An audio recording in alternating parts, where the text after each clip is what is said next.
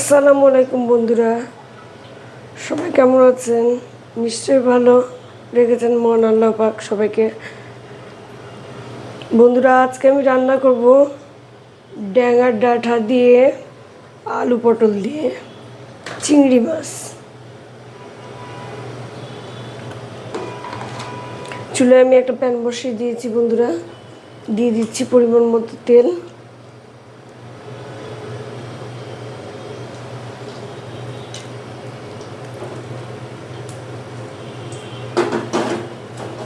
তেলটা গরম হওয়া পর্যন্ত আমি অপেক্ষা করব।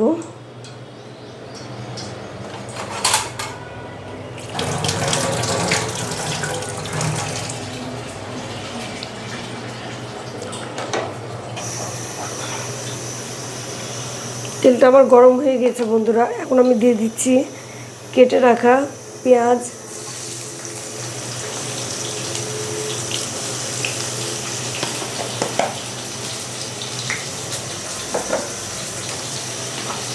পেঁয়াজটাকে আমি প্রথমে ভেজে নেব।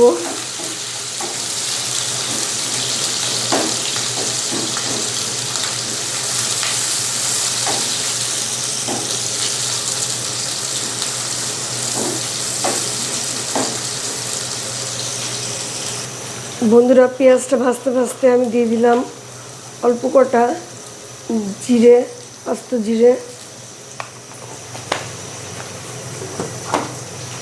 এখন আমি এটাকে ভেজে নেব।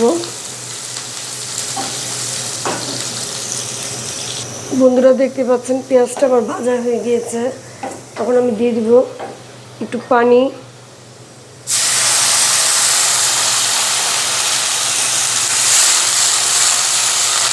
এখন আমি এর মধ্যে দিয়ে দিব আদা রসুন জিরে পেস্ট 1 চামচ, মরিচের গুঁড়ো 1 চামচ,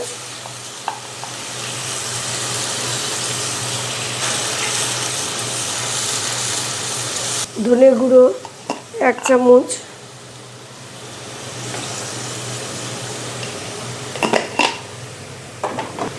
দিয়ে দিব হলুদ পরিমাণ মতো, দিয়ে দিচ্ছি লবণ 1 চামচ।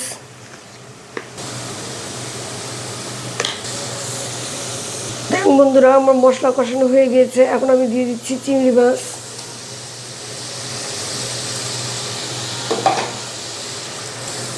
দিয়ে দিব সামান্য পরিমাণ পানি। বন্ধুরা, চিংড়ি মাছটা আমার কষানো হয়ে গিয়েছে। এখন আমি দিয়ে দিব সবজিটা।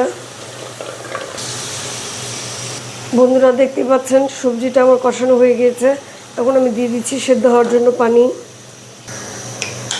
এখন আমি ঢাকনা দিয়ে ঢেকে রেখে দেব। বন্ধুরা, দেখতেই পাচ্ছেন সবজিটা আমার হয়ে গিয়েছে। এখন আমি দিয়ে দিব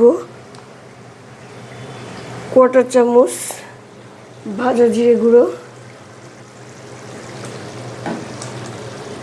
আর আমি চুলোর জালটা বন্ধ করে দিব। পরিবেশনের সময় আপনাদেরকে দেখাবো। আমার ভিডিওটা কেমন লাগলো অবশ্যই জানাবেন। বন্ধুরা, ফিরে আসলাম। এখন আমরা এটা পরিবেশন করব। দেখেন আমার সবজি তরকারিটা কত সুন্দর হয়েছে। চিংড়ি মাছ দিয়ে ড্যাঙার ডাঁটা দিয়ে আলু পটলের তরকারি।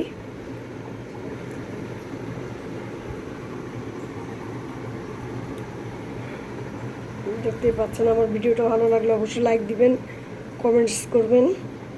আমার ইউটিউব চ্যানেলটা অবশ্যই সাবস্ক্রাইব করবেন। সকলে ভালো থাকবেন। আজ এ পর্যন্তই। আসসালামু আলাইকুম।